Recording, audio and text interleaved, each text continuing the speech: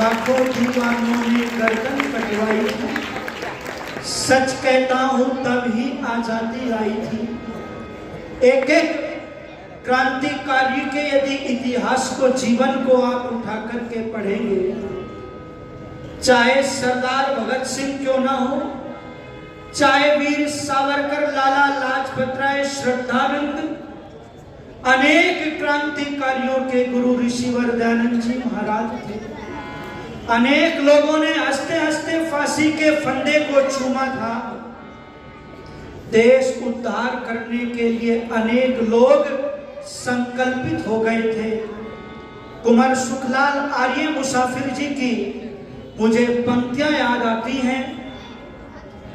आदरणीय हमारे चौधरी हरि सिंह सैनी जी वो इस गजल को मेरे से कहकर के सुना करते थे, तो मैं वो गजल आपको सुनाना चाहता हूं। समय मेरा पूरा होने वाला है, बीच में व्यवधान आ गया है, तो हमारे लोग अपने मंच संचालक जी ने 10 मिनट मेरी बढ़ा दी है, तो केवल 2 गीत और आपके बीच में मैं सुनाना चाहता हूं। सुनिएगा, बहुत सुंदर पंक्तियां कुंवर सुखलाल आर्य मुसाफिर जी ने लिखी थी, जो वाणी के जादूगर थे। उनकी पंक्तियों को आप सुनिएगा। खिदमते खल्क पर जो कि मर जाएंगे, खिदमते खल्क पर जो कि मर जाएंगे, वो अमर नाम दुनिया में कर जाएंगे।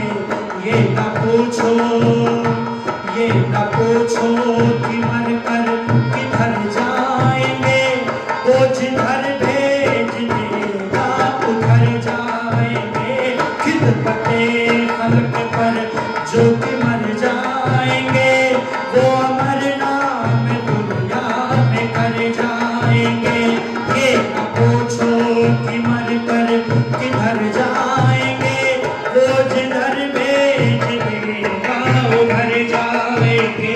खिदमते खल्क पर देश उद्धार करने में एक दो नहीं जी, देख लेना हजारों के सर जाएंगे।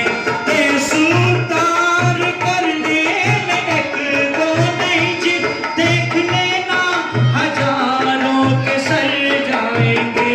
आप दिखला रहे हैं किसे तुलसिया, ये नशे वो नहीं जो उतर जाएंगे।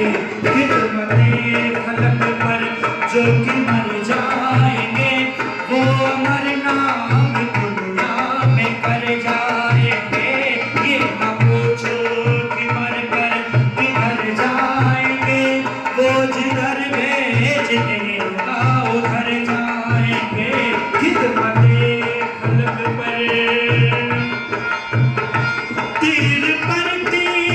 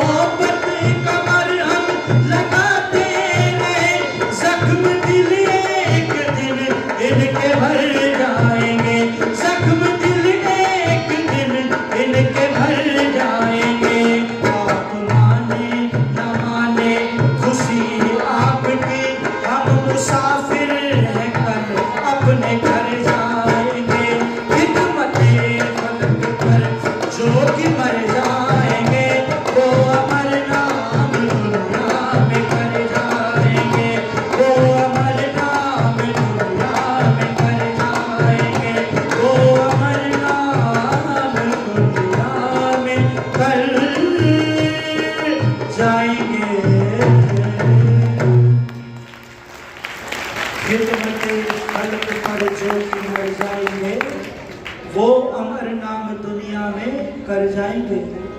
मैं निवेदन करने लगा हूं, ऋषिवर देवदयानंद जी महाराज ने संसार का, पूरे विश्व का जो उपकार किया है, उस उपकार को भुलाया नहीं जा सकता। यदि 100 बार भी यदि हम जन्म लें तो भी ऋषि दयानंद जी महाराज के ऋण से हम पूर्ण नहीं हो सकते।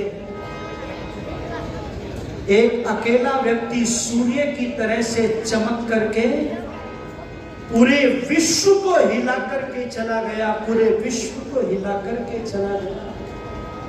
जब उसके ग्रंथों को विदेशी विद्वानों ने पढ़ा, जब सायन और महीधर ने उसके ग्रंथों को पढ़ा, तो ये कहते हमने जो मनमाने अर्थ किए हैं, जो अत्याचार वेदों के साथ में किया है, यदि ये ग्रंथ, ये ऋग्वेदादि भाष्य भूमिका पहले मिल गई होती तो हम वेद के साथ में इतना अत्याचार न करते। विदेशी विद्वान ऋषि दयानंद जी महाराज को पढ़कर के कहते हैं वो इतने बड़े विद्वान हैं कि हम उनके जूते के फित्ते बांधने की भी योग्यता नहीं रखते। एक अकेला व्यक्ति आर्य संस्कृति का ध्वज लहरा करके चला गया। उसके साथ में कोई चेला और चेली नहीं थी। पंडित चमुपति जी महाराज ने अच्युतानंद जी महाराज से प्रश्न किया था।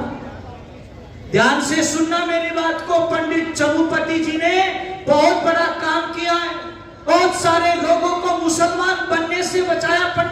पंडित चमुपति जी महाराज ने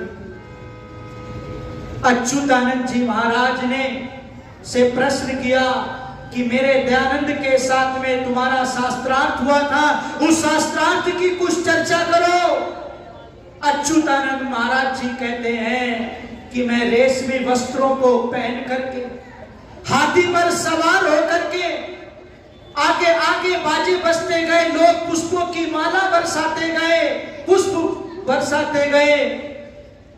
नर और नारियों ने बहुत तालियों की गड़गड़ाहट से मेरा सम्मान किया।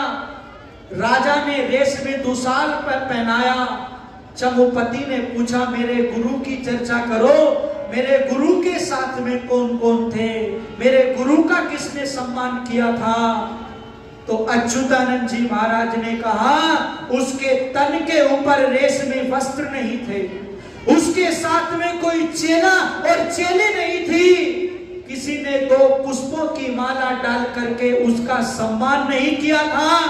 अगर उसके साथ में कोई था तो एक ईश्वर भक्ति का सहारा था, एक ईश्वर का सहारा था। ये कहकर के फपक फपक करके रो पड़े थे, ये कहकर के फपक फपक करके रो पड़े थे। उनकी मुझे पंक्तियां याद आती हैं, बस कहकर के वाणी को विराम देता हूं। सुनिएगा, एक एक पंक्ति को बड़े ध्यान से सुनना।